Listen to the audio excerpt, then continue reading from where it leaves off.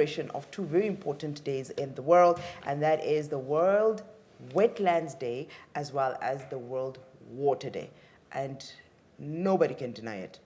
We cannot do anything without water. Water is growth, prosperity, and everything that spells out life. And in the studio this morning, I have two very important guests, and that is Ms. Maria Amakali. She is the Acting Deputy Director at the Ministry of Agriculture, Fisheries, Water and Land Reform. Good morning, ma'am. Thank you for being here. We also have Mr. Kenneth Heinrich Uisip. He is the Deputy Director in the Ministry of Environment, Forestry and Tourism under the Directorate of Wildlife Monitoring and Research. Good morning. Thank you very much, sir, for being here with us. Good morning, and thank you. I think I will kick off this beautiful conversation. I say beautiful because it speaks to something that gives life. As I said earlier on, we can't do anything without water. So we treasure it, we respect it, like Vinny would say.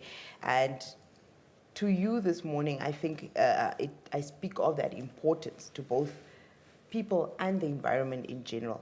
What is the role of waterlands? Thank you. Wetlands are very important, but also very unique ecosystems. They are very unique because of their nature and because of the type of biodiversity that they support. Wetlands support biodiversity that is specially adapted to living in those wetland conditions. Wetlands are important because they are a source of water, it's a source of food, and it's also an important economic activity. So wetlands are very important because they provide us with food, they provide us with livelihoods, and they also contribute to the economic activity of the communities or localities where those wetlands are located. Wetlands, the key element here being water. And now I bring this to, I move over to Ms. Amakali. Most parts of Namibia received relatively good rains in this rainfall season. What does this mean for dams and water supply in the country? Yes, we are very blessed that we receive very good rainfall for the rest of the country. And this is just allowing us to replenish the resources which we already have. We have to remember that our climate is very variable. We don't always get this good rainfall. And when we have it, it fills our dams, it replenishes our aquifers, and we need to plan for it. While we have the rainfall, we should not think that we're going to have rainfall throughout. We need to make sure that we are also saving and conserving the resources that we have. And this management of the resources is done at all levels, at household level, at municipal level as well. So as individuals, we need to preserve our water. We need to fix our leaks, for example, if it's at household level. We need to, in some cases, people say we must share the showers, but that is it's an extreme.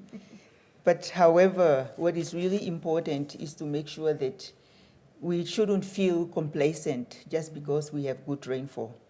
We should protect it, conserve it, and plan for it, especially as a ministry responsible for water resources. We need to make sure that whatever resources we have, we actually plan for it so that it can be used in the next rainy season, for example.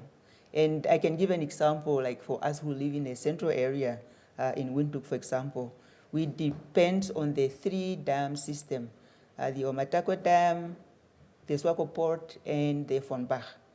These are the dams that supply water to Windhoek. And while we have it, we must use it, because in most cases, we still have groundwater. Groundwater is what we call our reserve for in case of the drought. We don't see it, but it gets replenished and then it gets saved. So with high evaporation, our policy is always to say, use the surface water and then conserve the groundwater for later. But we have to also invest in water projects. Water development is a very expensive. Imagine putting up pipelines, drilling boreholes. You need a lot of investment.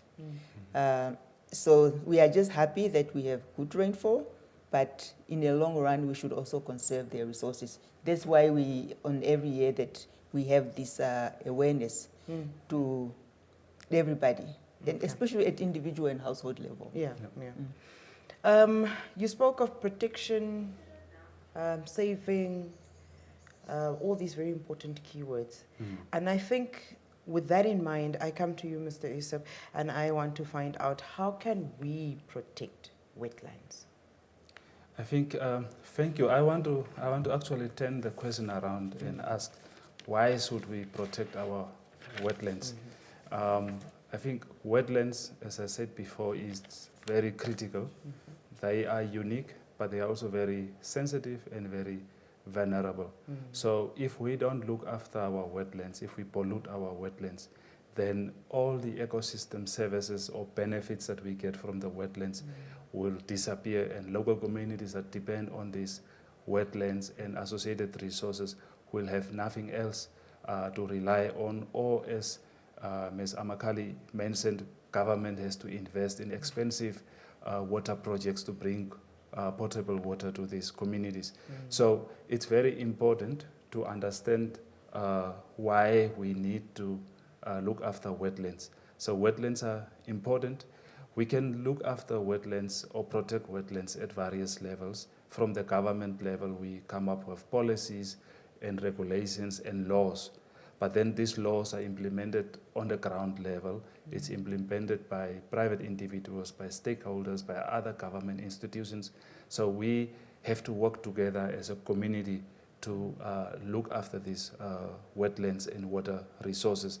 So individual households, as it was indicated here, communities at the community level, traditional authorities, the custodians of the land, where you have communal area conservancies, although they are set up for wildlife, natural resource management, water resource management also, and wetland resource management also becomes important.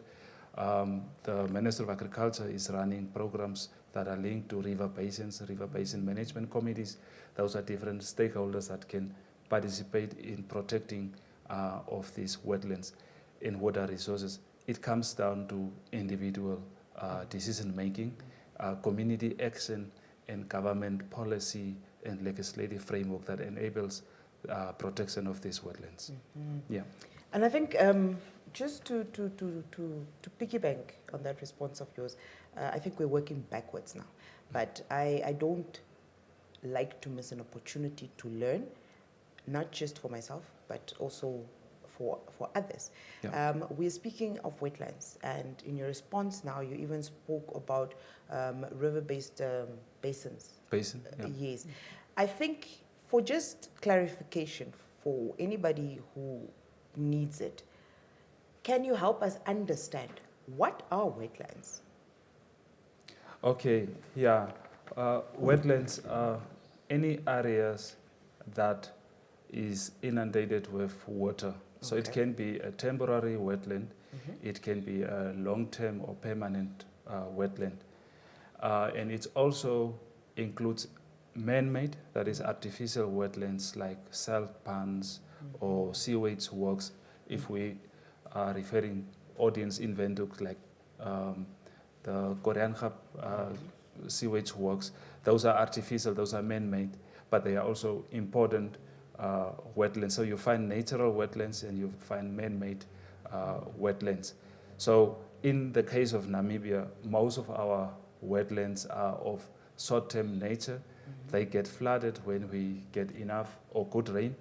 And then sometimes they last, like our Osanas or Isanas, they last us for 5-6 months, and then they dry up. And then when we get a good rainy season, they get filled up again. So those are now good examples of what a wetland is. Like the word says, it's an area that is wet. It can be on a permanent basis or on a short-term basis. So that's in a short for what a wetland is. Okay. Yeah. Okay. I think we just needed to get that clear so that people understand that it's not, for example, just your Kavango Delta, for example, that's a wetland, or your Wanop Dam, that's a wetland. But there are various spheres of it, and we play a role in trying to ensure that we sustain those waterbeds for just food sustainability, life sustainability in any area that we find them. Now, coming back to Ms. Amakali, statistics, global statistics give us an idea of about 2.2 billion people around the world are struggling and are without access to safe water.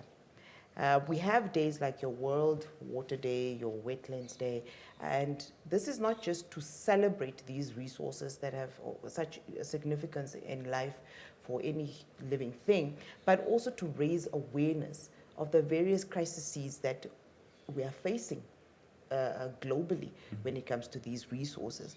Now, as a country, Ms. Amakali, do we have anything or any measures in place to try and improve the access to clean drinking water for Namibians? Yes. I must admit, if we look at the statistics, Namibia is included in those 2.2 billion of people without access to safe drinking water.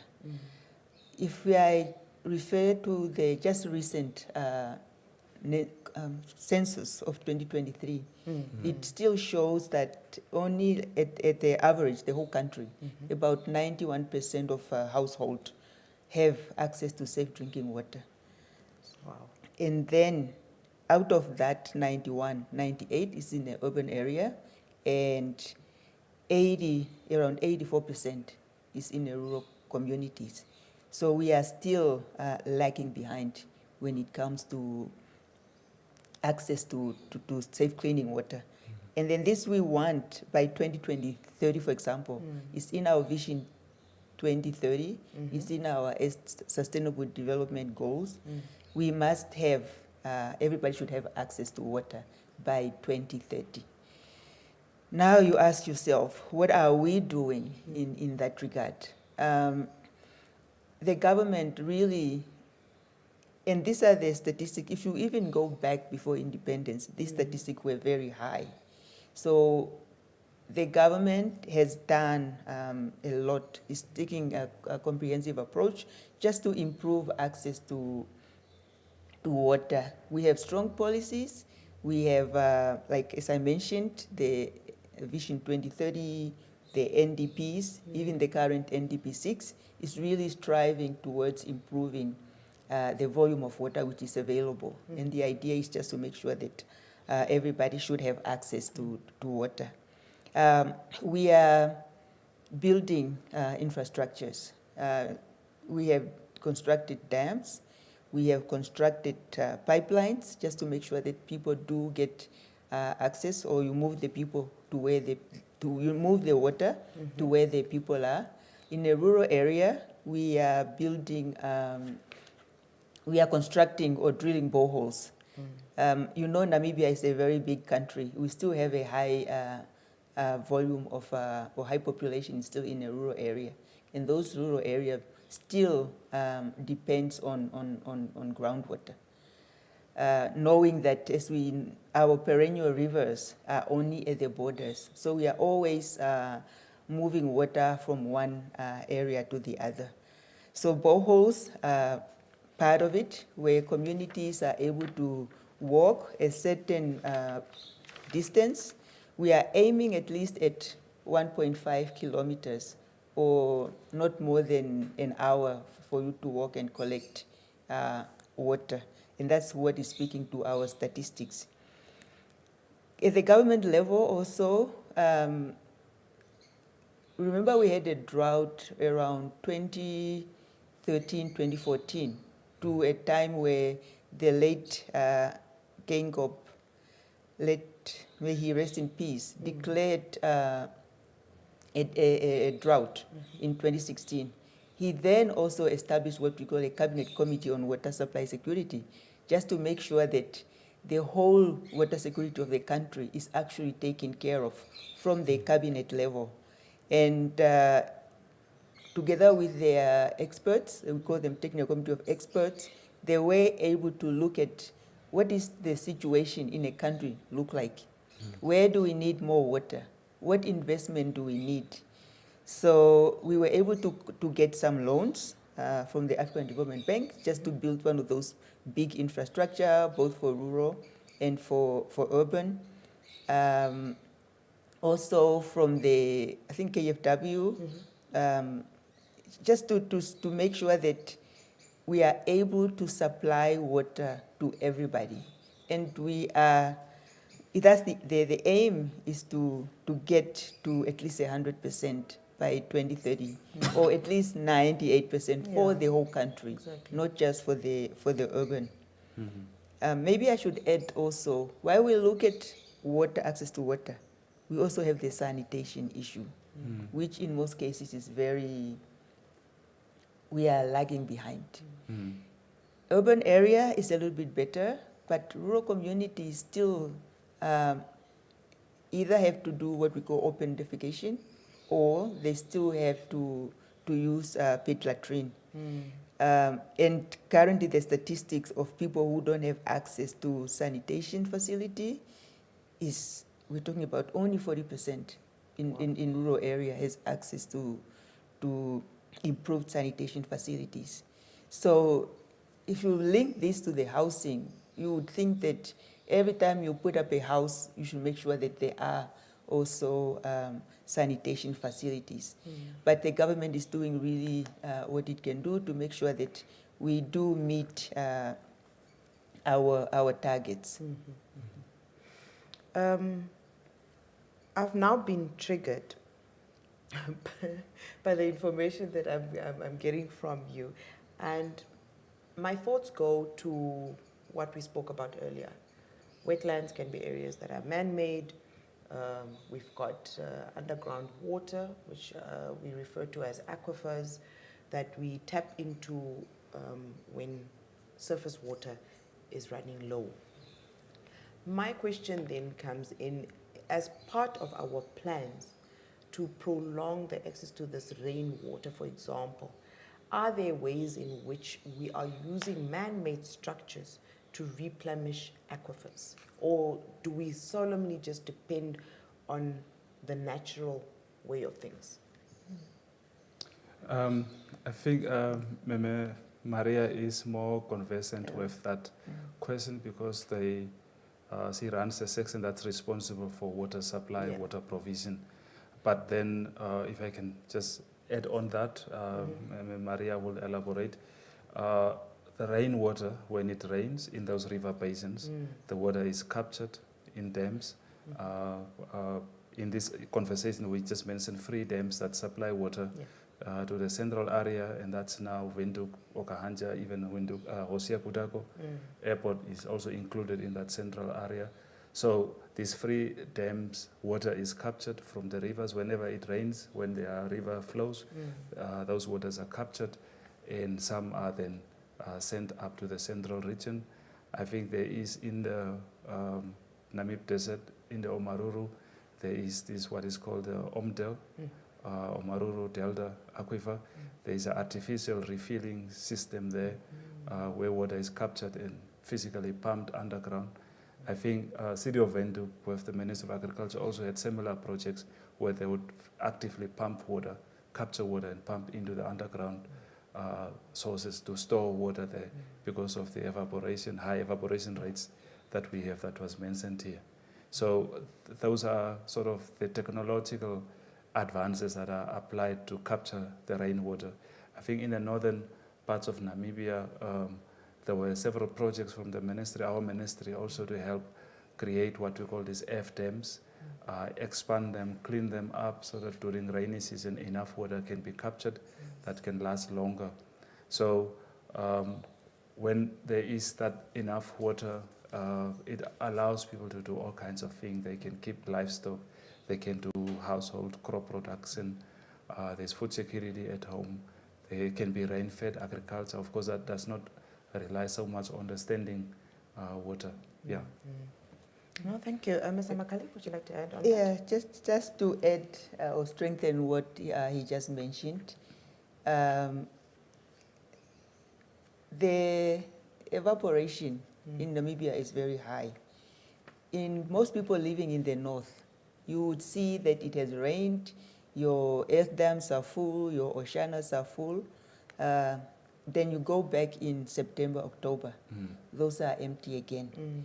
So as much as we capture the water then, we also try to do it with earth dams. I think it was mentioned. It's also not always conducive to keep the water in the pans. But it is something that can augment your groundwater and your surface water. You can use it when it's there. And of course, the new technologies, as you said, artificial recharge, it doesn't only have to work in Windhoek or in the Omdel, it can also work in any other aquifer that we can think of. Even from, for example, the Kavango West area, just when you're driving, there's some good aquifers there that can be recharged. So while we want to construct dams all throughout the country, there are some areas where it's just not possible because of the flat area, because you do need at least something to hold your water in so that it doesn't evaporate as quickly as it gets there. So, I'm happy. Look, yes, more can be done. As human beings, you know, we should never close our headroom from doing more to get better results or to accelerate achieving our goals. But as a country, I believe for as small as a country as we are, 36 years that we're turning, we've done a lot. So one can actually applaud the efforts of your officers along with your stakeholders for your efforts. Coming back to the celebration of these days, World Wetlands Day, World Water Day. Mr. Uisep, I would like to then find out from you, why and when do we actually celebrate World Wetlands Day? Thank you. World Wetlands Day is celebrated on the 2nd of February every year. 2nd of February is the day on which the convention was adopted. It was initially called the Ramsar Convention on Wetlands of International Importance, Ramsar being the city in Iran at which in 1971 the convention was adopted. So since I think around 1996, a decision was taken then to celebrate and raise profiles of wetlands using the day on which it was adopted as a commemoration. So basically highlight the threats that the wetlands are facing. I think wetlands are one of the ecosystems that are really affected globally. They are the systems that get easily degraded. So the idea with the celebration is to highlight the important role wetlands play for people, for biodiversity, and for economic activities. And then also to just pause during our busy activities to just stand and reflect on what needs to be done to protect these wetlands. Because when we protect wetlands, then we protect the wetlands for the current users and then also for the future users that will come after us. So the day celebrates that global coordination, that global cooperation, collaboration that is required to look after our wetlands, while it's celebrated at national level to also then highlight the importance of wetlands at the national and local level. Okay. Preservation, celebration, awareness, these are all part of the reasons why we celebrate these days. But now we look at what Mr. Uisep earlier said with regards to wetlands playing a a key role in the sustenance of communities, especially those that are positioned around these wetlands. From you, Ms. Amakale, I would like to find out, is traditional knowledge incorporated in the wetlands and water resource management of Namibia? If yes, how is this done? Yes, I would say yes. Traditional knowledge definitely does play a role in water and wetlands management in Namibia. If you remember, see, we have now the young generation, but before that, communities relied heavily on indigenous practices on how to manage their water resources. They would know where to get it, they would know how to manage it, and this, it's kind of lacking now. As I said, I'm working in the department. In most cases, people want government to say, come and help me drill a borehole. But usually they will be able to say, come and help me drill a borehole, go to that point. I used to have a hand dug well there, you can do it. We also have, for example, they are called diviners, where they use some sort of sticks to go and look for water. Those are the knowledge that we need to enhance, we need to embrace, and join together, combine the current works, knowledge, like now we are talking about, in fact, artificial intelligence, and then we're trying to forget about the indigenous knowledge, but we will always need that. Let me say, for example, at water governance in Namibia, we are also making some strides to make sure that there is participatory management with the traditional authorities. Our Water Act, for example, kind of specify that we need to have a participatory approach. In fact, it's part of what we call integrated water resources management, where one of the principles is like management should be done at lowest possible level. And then, of course, there are also women also involved in that lowest possible level. So we are establishing what we call basin management committees who are supposed to do management of the water resources, advise the minister on how to manage the water resources. At the same time, when it comes to the supply, we have community-based management, where water points are managed by communities. And within that whole window is that make sure that women are also a part of it, make sure that indigenous practices are also included, and especially in an arid environment, we are always talking about not to waste water. So our whole management is always around protecting their resources, and our resources are also in the wetlands. We keep thinking that water and wetlands are different things. They are actually more or less the same. They sit on each other, they depend on each other. We could say without water you cannot talk wetland. So we shouldn't, that's why we commemorate these things together. We want to raise awareness jointly so that we don't split the two. But we still, I think indigenous knowledge is still used. Like when it rains, the people knows when to go and plow. When to go, because you smell the rain. It's actually true when they say you are smelling the rain. And then take out the hose and get started. I think let me stop here for now. Anything you want to add on that, Mr. Wisep? Yes, I think, in fact, this year, the theme for the Wetlands Day celebration was looking at traditions, cultures, and heritage associated with wetlands. And like Meme Amakali indicated, communities evolved with these wetlands. There's a lot of traditional knowledge, there's a lot of indigenous knowledge that's linked to where these wetlands are, whether they are seasonal or permanent. If you look at the history of Namibia and the settlement patterns, it can clearly tell you that people settled where there was water, or migratory routes for those communities that were migratory with their livestock or following wildlife or hunting, gathering purposes. It was all driven by where they would find water.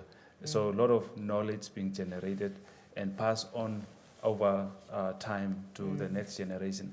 So the idea is to highlight the important role of traditional indigenous knowledge and wetlands as our heritage resources, so that that knowledge does not disappear as older generations are slowly but surely moving on to become ancestors.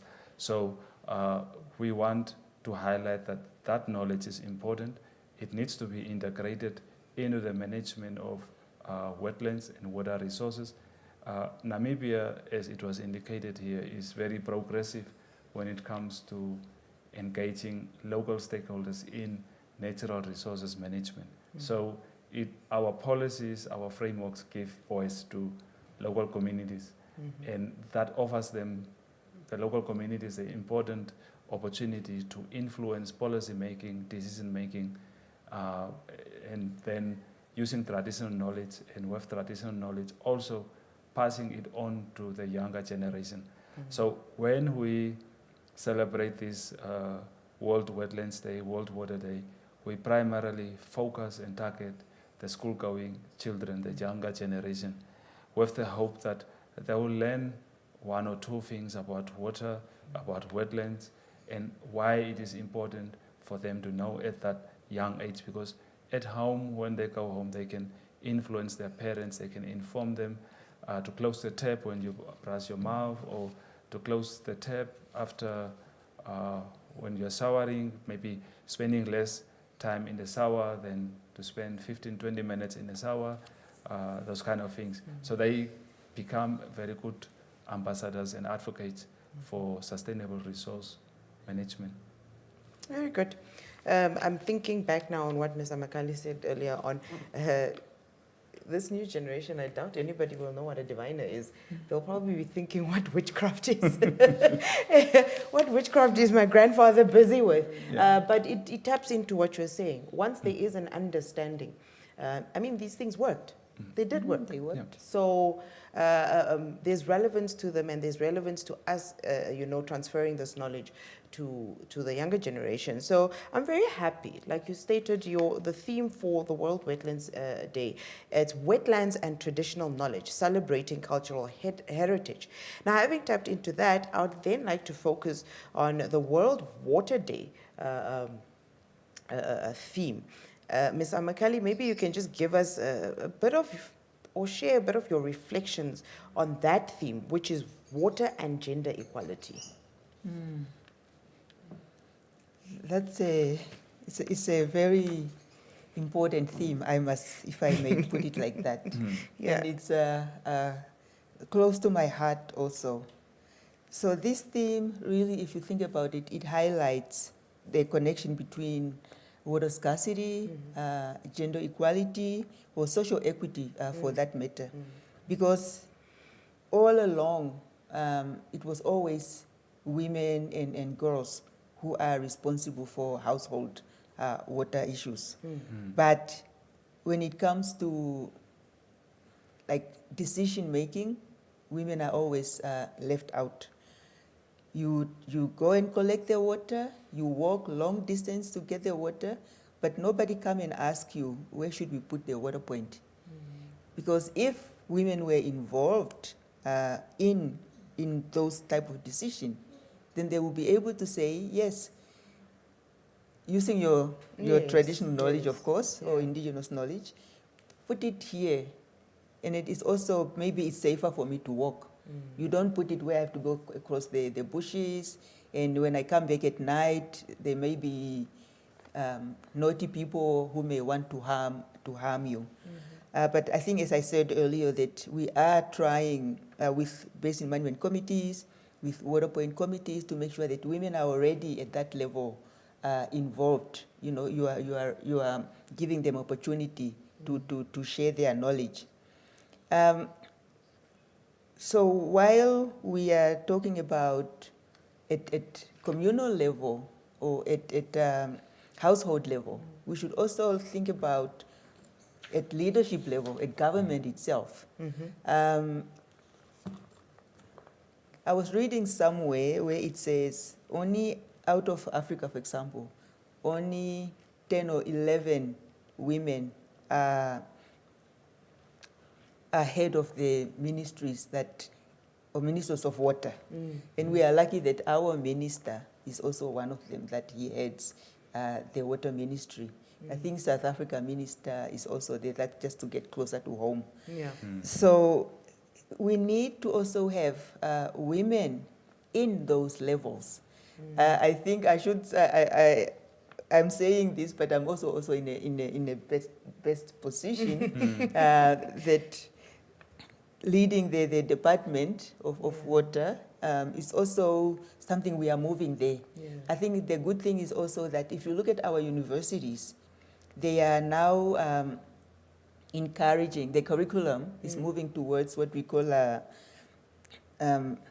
STEM field. You know, more girls are admitted to the science, technology, and in engineering and mathematics courses. At the end of the day, you will have engineers who are women. You will have mathematicians, technicians, you know, scientists who are actually in the water sector. And they are the one then who, you know, moving from their traditional knowledge all the way to the technology or higher level, or making decisions, making policies that moves us to assure, making sure that we do have water.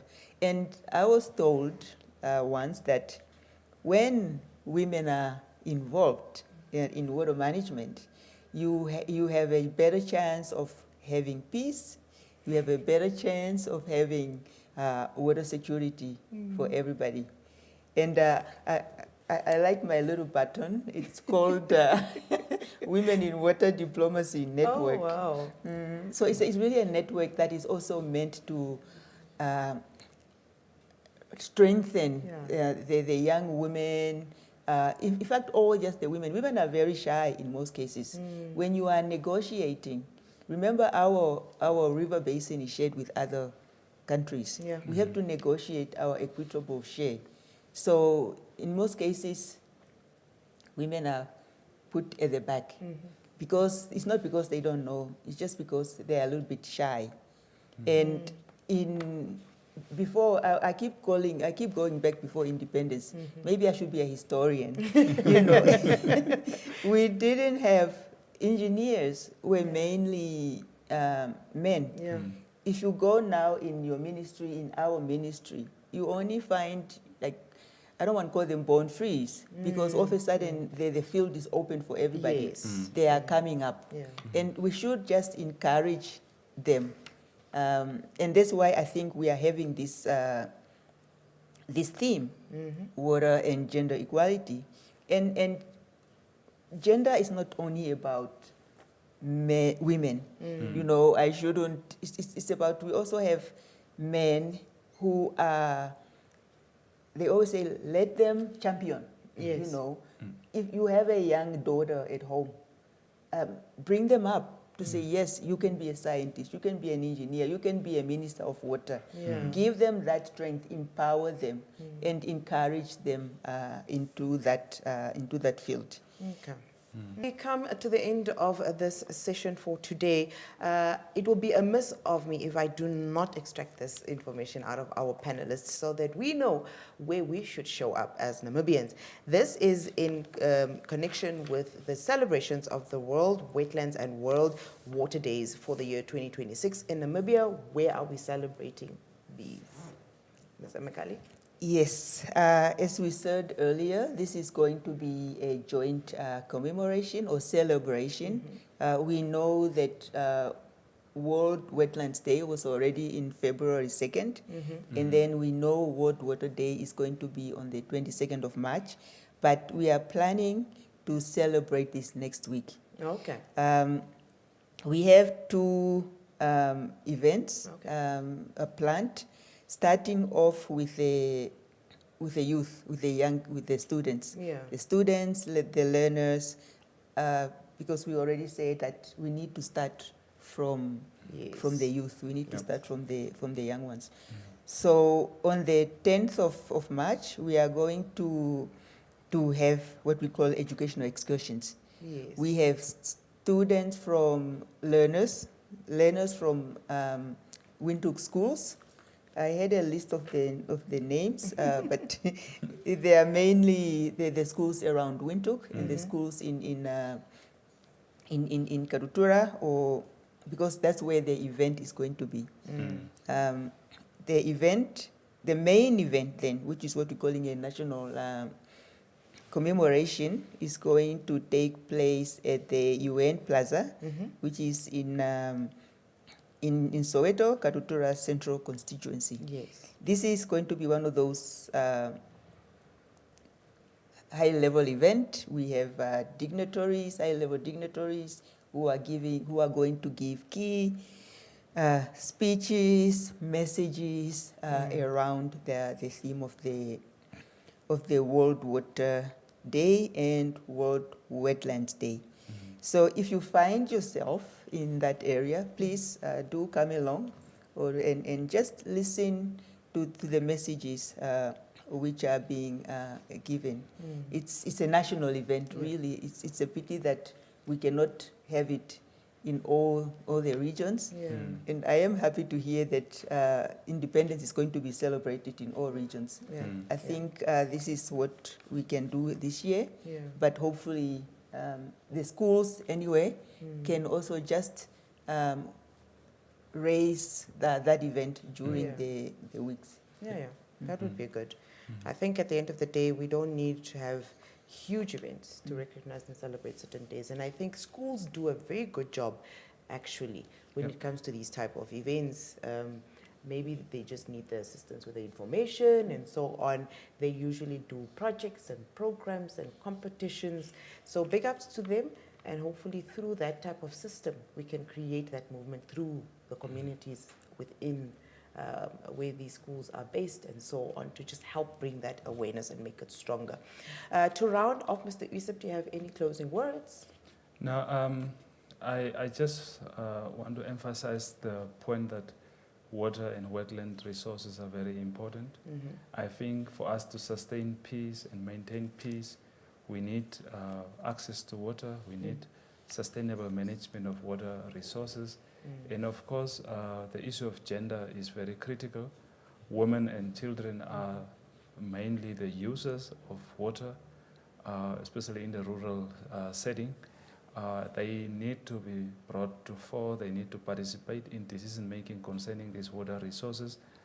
And I like the fact that was mentioned here that involving women will make sure that there will be peace. There is a prediction that the next wars will be about water. So water is a very critical resource. In Africa, we had incidences already where there were fights over water resources. So access to water, sustainable management, and celebrating what we have and looking after what we have is very important, because if we take those out of the equation, then we don't have a basis for our survivals. Our survival, our livelihoods all depends on that. Otherwise, we are going to rely on expensive technological projects like, for instance, desalinating water at sea and pumping it all the way up to Windhoek. Those that study geography will know Windhoek is at the highest point in Namibia. Imagine the cost involved with pumping water up from the coast to Windhoek. So if we don't look after what we have, that's the future we are going to have. And the end users will pay for that. Yeah. Very true, very true. Ms. Makali, your closing remarks? All I can say, no water, no life. And we should take every opportunity to make sure that our water our wetlands are protected.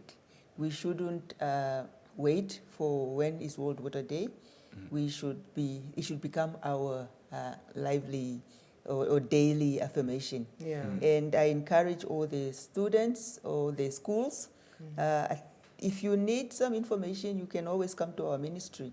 We can, and I'm sure MEFT will also have some information that we can share on water, on wetlands. Yeah. And yeah. please, we are a government institution. Our doors is open every time for anyone to come. So feel free to come. Thank you. Thank you very much. I think that's a very open invitation that one should consider to take up when it comes to these government offices that really are doing their best to try and help us sustain a resource that we cannot go without. Thank you for also making sure that you tune in to the Government Information Center for these sessions. You can be an educator to the next person. You can carry this information and let us spread it far and wide. From myself, Desire Kahia, along with my production crew, I would like to say thank you very much to our panelists who made the time to be with us here in studio and impart this knowledge on us. Please do remember to stay tuned to our platforms as we continue to bring you more informative sessions. For now, though, it's bye-bye.